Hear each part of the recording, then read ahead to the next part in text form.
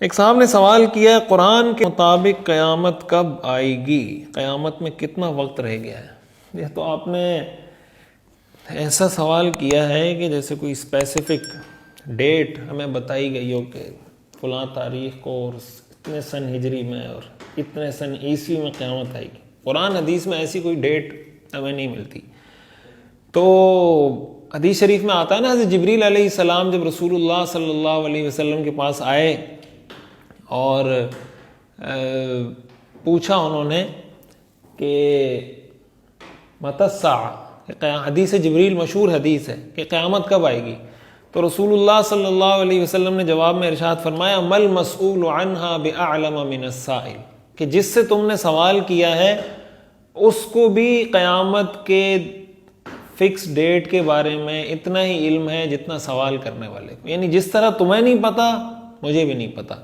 پھر حضرت جبریل علیہ السلام نے سوال کیا کہ اس کی کچھ علامات بتا دیں کہ قیامت کی علامات کیا ہیں، تو رسول اللہ صلی اللہ علیہ وسلم نے فرمایا ان تلد الامۃ ربتها، کہ باندی اپنی مالکن کو جنے گی، وان ترى الحفاة العراة العالة رعاء الشاء يتطاولون في البنيان، اور آپ دیکھو گے ان لوگوں کو جو ننگے بدن ہیں، ننگے پیر ہیں، کہ وہ بلڈنگیں بنانے میں، عمارتیں بنانے میں ایک دوسرے کے ساتھ مقابلہ بازی کر رہے ہوں گے، کمپٹیشن کر رہے ہوں گے۔ تو رسول اللہ صلی اللہ علیہ وسلم نے یہ ایک نشانی اور یہ ایک علامت بتائی ان لوگوں کے لیے، یعنی علامات قیامت بتائیں۔ اور باندی کا اپنی مالکن کو جننے کی بہت ساری تشریحات کی گئی ہیں، ان میں سے ایک تشریح بھی ہے کہ بیٹی اپنی والدہ کے ساتھ ایسے سلوک کرے گی جیسے مالکن اپنی خادمہ کے ساتھ کرتی ہے۔ تو بیٹی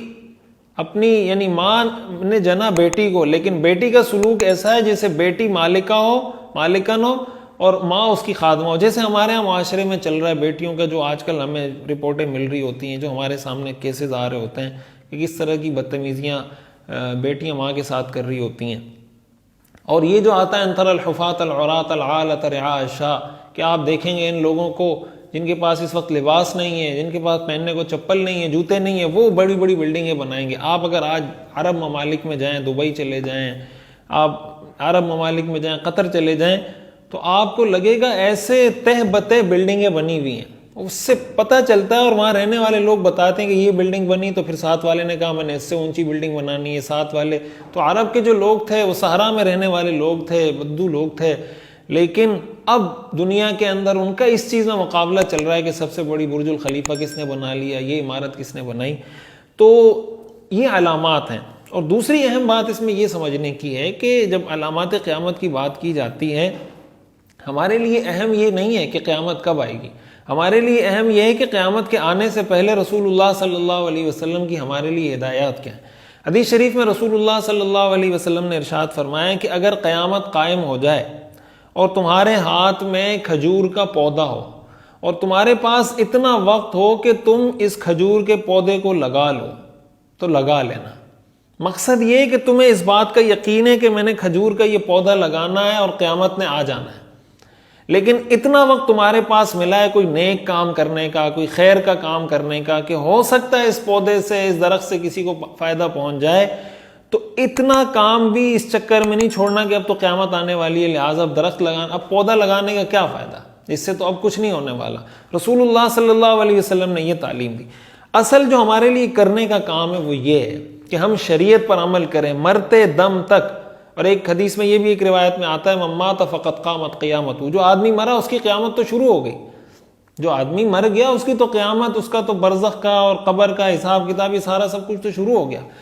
تو اصل چیز یہ ہے کہ ہم نے قیامت، حدیث میں آتا ہے نا کہ ایک صحابی نے رسول اللہ صلی اللہ علیہ وسلم سے پوچھا قیامت کب آئے گی، تو رسول اللہ صلی اللہ علیہ وسلم نے جواب میں پوچھا ما اعددت لها، تو آپ نے تیاری کیا کی ہے؟ تو صحابی نے آگے سے جواب دیا کہ میری تیاری تو ایسی کوئی خاص نہیں، لیکن یہ ہے کہ میں اللہ اور اللہ کے رسول سے محبت کرتا ہوں۔ تو رسول اللہ صلی اللہ علیہ وسلم نے فرمایا المرء مع من احب، آدمی اس کے ساتھ ہوگا جس کے ساتھ اس کو محبت ہوگی، جس کے ساتھ دنیا میں محبت کرے گا اللہ تعالیٰ قیامت کے دن حشر بھی اس کے ساتھ فرمائے گا۔ اللہ تعالیٰ ہمیں ایسی محبت اپنی ذات کی اور اللہ کے اپنے رسول صلی اللہ علیہ وسلم کی نصیب فرمائے کہ یہ محبت ہی ہمیں جنت میں لے جانے کا سبب بن جائے۔ تو رسول اللہ صلی اللہ علیہ وسلم نے علامات قیامت بھی بہت ساری بتائی ہے، وہ ایک تفصیلی موضوع ہے۔ علامات صغریٰ ہیں، علامات وسطیٰ ہیں، علامات کبریٰ، اس پر انشاءاللہ پھر کبھی تفصیل سے میں عرض کروں گا، یا پوری ایک سیریز میرا ارادہ ہے کہ علامات قیامت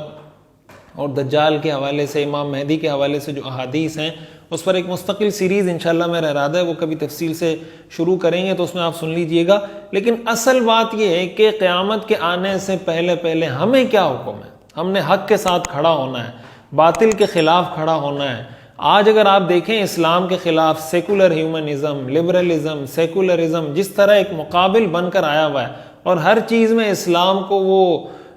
اس کا ایک تقابل پیش کر رہے ہیں، اسلام کے احکام پر اعتراضات کر رہے ہیں، بہت سے ہمارے مسلمان اس سے متاثر ہو رہے ہیں، کنفیوز ہو رہے ہیں، شکوک میں مبتلا ہو رہے ہیں۔ یہ بہت خطرناک بات ہے، اس لیے کہ عقیدے میں، ایمان میں اگر شک آ جائے تو ظاہر ہے کہ ایمان تو 100% چاہیے، ایمان 99% بھی قابل قبول نہیں ہے اللہ کو، 100% پکا یقین اور ایمان چاہیے۔ تو یہ اصل چیز ہے کہ ہم اپنے ایمان کو مضبوط کریں، جو چیزیں اسلام کے حوالے سے ہمارے عقیدوں کو ڈگمگانے والی ہیں ان سے دور رہیں، اور جو لوگ ہمیں اسلام کے اور عقائد اور دین کے قریب لانے والے ہیں ان سے جڑیں۔ یہ اصل کرنے کا کام ہے۔